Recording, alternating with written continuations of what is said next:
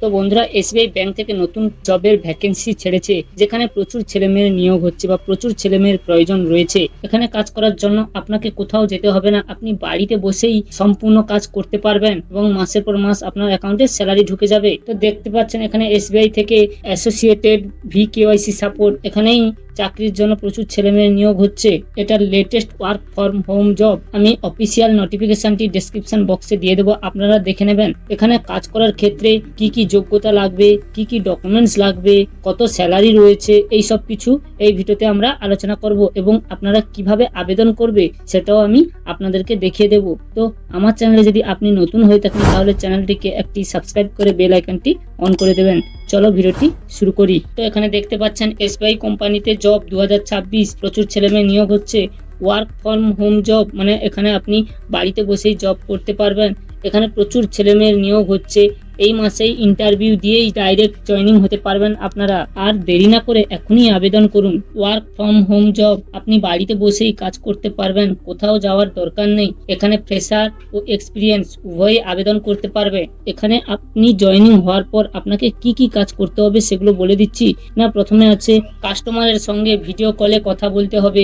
2 নম্বর হচ্ছে কাস্টমারের আধার, pan, KYC document সবকিছু ভেরিফিকেশন করতে হবে। 3 হচ্ছে অল পেন্ডিং কেসেস তাড়াতাড়ি করে সলভ করতে হবে, মানে ব্যাংকে যত পেন্ডিং পড়ে থাকা কেসগুলি আছে সেগুলো আপনাকে সলভ করতে হবে তাড়াতাড়ি। তারপর হচ্ছে কাস্টমারের ফেস ভেরিফিকেশন আর ডকুমেন্ট ভেরিফিকেশনের সঙ্গে ম্যাচ করাতে হবে। এই সব কাজগুলি আপনাকে করতে হবে এখানে। এরপরে আসি এখানে কাজ করার ক্ষেত্রে আপনার কি কি শিক্ষাগত যোগ্যতার দরকার আছে। এখানে কাজ করার ক্ষেত্রে আপনাকে ন্যূনতম মাধ্যমিক পাস হতেই হবে। মাধ্যমিক পাস হলেই আপনি এখানে কাজ করার সুযোগ পেয়ে যাবেন। তারপরে আছে উচ্চ মাধ্যমিক, তারপর আছে গ্র্যাজুয়েট, যে কোনো সাবজেক্ট থেকে আপনি গ্র্যাজুয়েশন পাস করলেই হবে, মোটামুটি এখানে আপনাকে গ্র্যাজুয়েট পাস হতে হবে। তারপর আছে কি টেকনিক্যাল স্কিল, আপনার কি কি টেকনিক্যাল স্কিল রয়েছে। 1 নম্বর হচ্ছে ওয়ার্কিং নলেজ অফ এক্সেল, আপনাকে এখানে কাজ করার ক্ষেত্রে এক্সেলটি ভালো করে জানতে হবে। তারপর আছে বেসিক KYC রেগুলেটরি, মানে আপনাকে KYC রিলেটেড কিছু তথ্য জানতে হবে। এরপরে রয়েছে জয়েনিং পদ্ধতি, আপনাকে এখানে কোন পদ্ধতিতে জয়েনিং করানো হবে।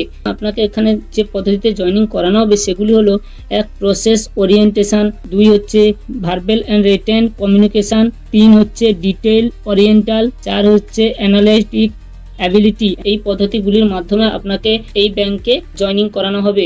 এবারে রয়েছে এখানে স্যালারি বা বেতন, আপনি এখানে 20,000 থেকে 25,000 টাকা পর্যন্ত মান্থলি স্যালারি পেতে পারেন এবং বেতনটি আপনি পাবেন আপনার যোগ্যতা বা পোস্ট অনুযায়ী। এখানে আমি আপনাকে সবকিছু ডিটেলস ভালো করে বুঝিয়ে দিলাম। এবারে যদি আপনি কোথাও বুঝতে না পারেন তাহলে আমার কমেন্ট বক্সে আপনি কমেন্ট করবেন, আমি বুঝিয়ে দেব।